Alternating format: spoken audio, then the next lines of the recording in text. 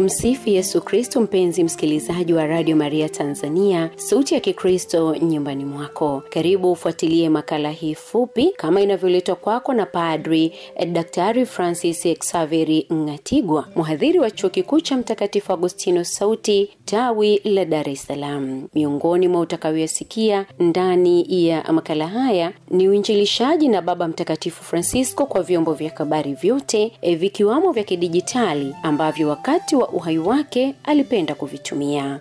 Kwa niaba ya Padri Daktari Ngatigwa, mimi ni Agnes Shayohiza niliye mdogo. Karibu.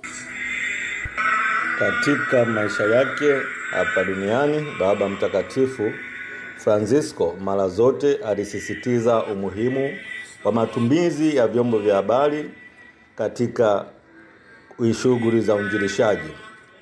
Baba Mtakatifu yeye mwenyewe alikuwa anatumia mitandao ya Twitter, mtandao wa Instagram na YouTube kuwafikia Wakristo wengi ulimwenguni. Na hivyo alisisitiza kanisa kutumia mitandao ya kijamii na vyombo vya habari katika kuunganisha mamilioni ya watu ulimwenguni na kuweza kushirikishana neno la Mungu katika ulimwengu huu wa kidijitali. Baba Mtakatifu Francisco aliwasisitiza wainjilishaji wa kidijitali kutumia fursa za mitandao kueneza ujumbe wa Kristo kwa watu wote, pamoja na wale ambao vinginevyo wasingeweza kukutana na Kristo kama isingekuwa vyombo vya habari au mitandao. Muda wote alisisitiza matumizi sahihi ya vyombo hivyo vya habari ili kuleta umoja na maana ya matumizi hayo ya vyombo vya habari. Katika ujumbe wake wa Christus Vivit, maana yake kwamba Kristo anaishi au Christ is alive, Baba Mtakatifu aliotoa mwaka 2019 kwa vijana katika kipengele namba 88 hadi 90, Baba Mtakatifu anawasisitiza vijana au anaomba vijana kutumia mitandao kama sehemu ya kukutana na Kristo. Anawaasa kufanya mitandao ni sehemu ya uinjilishaji, ni sehemu ya wao kumfahamu zaidi Kristo na kukutana na Kristo, na aliwaonya juu ya matumizi mabaya ya vyombo hivyo na kuangalia ni kwa vipi vyombo hivyo hasa mitandao ya kijamii inakuwa sehemu ya wao kuweza kukutana na Kristo, kuweza kumtangaza Kristo na kuweza kumfurahia Kristo katika maisha yao kama vijana.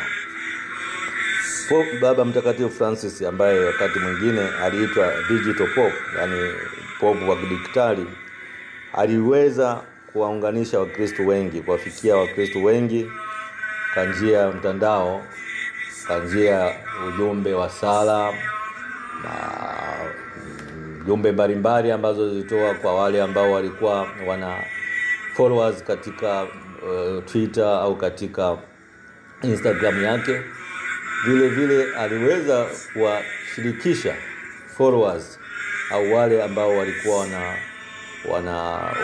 wameungana naye katika mitandao yake kuweza kuuliza maswali ya kiimani na vile kuweza kuwajibu. Hivyo kwa kufanya hivyo aliweza kutumia mitandao ya kijamii kufanya uinjilishaji wa nguvu zaidi na kuweza ambao pengine sehemu nyingine isingewezekana kama usingekuwa na vyombo hivyo vya uinjilishaji, vyombo hivyo vya habari, hasa katika sehemu ambayo pengine kuabudu kwa uhuru sehemu kama hizo si rahisi. Vile aliweza kuwaomba hao aliowaita digital evangelizers kuweza kufanya kama vile wasamaria wema kwa njia ya nafasi ya kidijitali, kwa kufanya kwamba waumini au watu mbalimbali waweze kuungana na kuweza kukutana na Kristo kwa kutumia vyombo hivyo vya habari na hivyo kuweza kushirikishana neno la Mungu. Vile Baba Mtakatifu yeye mwenyewe alisisitiza kwamba kwa vyovyote vile katika kipindi hiki cha kidijitali hatuwezi kukwepa madhara vile ya matumizi mabaya ya uinjilishaji, wa kutumia matumizi mabaya ya vyombo hivyo kama tusipokuwa waangalifu.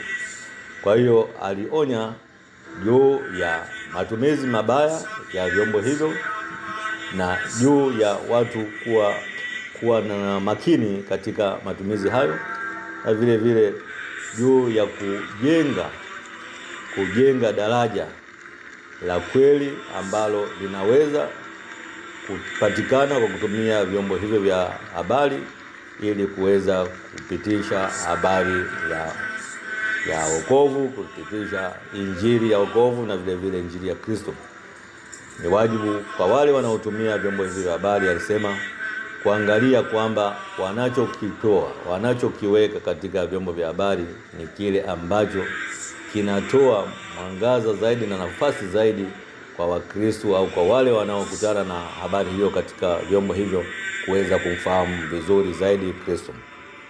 Akiongelea juu ya haya mambo ya akili mnemba au akili unde siku hizi wanavyoita, yeye mwenyewe Januari mwaka huu kwa kupitia dikasteri ya injilishaji, dikasteri ya mafundisho ya imani na dikasteri ya utamaduni na elimu, alionya juu ya ukweli kwamba tusichukulie kwamba hii akili mnemba au akili unde ambayo artificial intelligence kama ni kitu kikubwa kuliko akili ya binadamu.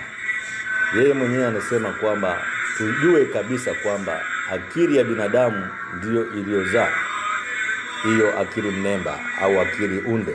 Kumbe kwa vyovyote vile akili unde isitutawale, bali sisi kama binadamu ambayo tuna akili na utashi ambao Mwenyezi Mungu ndio alituumba, alitupatia hayo, na tumegundua hicho kitu ambacho kinaitwa akili mnemba tukitumie vizuri ili kusonga mbele katika shughuli zetu za kichungaji.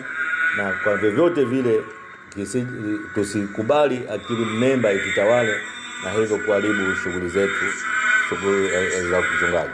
Kumbe kwa kifupi tunaweza kusema Baba Mtakatifu Francisco wakati wa maisha yake kwa kweli alikuwa mtumiaji mzuri wa vyombo vya habari, kwa maana ya vyombo vya habari katika uinjilishaji.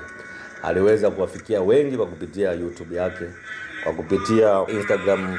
Mfano mpaka mwaka huu kwenye Twitter yake Pontifex kulikuwa na followers zaidi ya milioni 50, na hivyo katika Instagram na vingine. Kumbe hao milioni 50 au na wengine basi waliweza kufikiwa na Baba Mtakatifu katika matumizi ya vyombo vya habari. Lakini naweza kusema kwamba pamoja na yote lazima tukumbuke kwamba amesisitiza matumizi mazuri ya vyombo vya habari, matumizi chanya ya vyombo vya habari, na vile vile aliwaonya vijana hasa juu ya matumizi mabaya ya vyombo vya habari, bali wavitumie kama majukwaa, kama sehemu ambayo wanakutana na Kristo, wanakutana na neno la Mungu, wanakutana na rafiki yao Kristo ambaye ni rafiki wa vijana. Kwa hiyo kwa kweli katika maisha yake tunaweza kusema yeye mwenyewe aliona umuhimu wa matumizi ya vyombo vya habari, na hasa katika kipindi hiki cha kidijitali zaidi sana alitumia yeye mwenyewe kama chombo au kama nafasi ya kuinjilisha zaidi.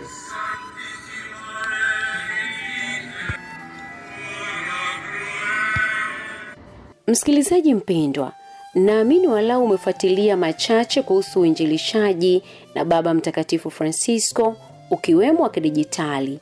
Kubwa kabisa ni msisitizo juu ya matumizi mazuri chanya ya vyombo vya habari vya kidijitali katika uinjilishaji, ikiwemo matumizi ya artificial intelligence AI au inavyojulikana na wengi kama akili mnemba au akili unde, ambapo alionya kuwa isichukuliwe kama kitu kikubwa kuliko akili ya binadamu, hivyo isimtawale binadamu, bali itumike vizuri ili kusonga mbele kwa upande wa shughuli za kichungaji. Kumbe sote tunaalikwa kuwafikia watu wengi ama kulifikisha neno la Mungu sehemu kubwa na mbali zaidi kwa kutumia vyombo vya habari vikiwemo hivi vya kidijitali katika mrengo ambao ni chanya. Raha ya milele umpe Bwana Baba Mtakatifu Francisco, na mwanga wa milele umwangazie, apumzike kwa amani. Amina. Kwa niaba ya Padri Daktari Francis Xaveri Ngatigwa, mhadhiri wa Chuo Kikuu cha Mtakatifu Agostino Sauti, tawi la Dar es Salaam, mimi ni Agnes Shayuhiza niliye mdogo.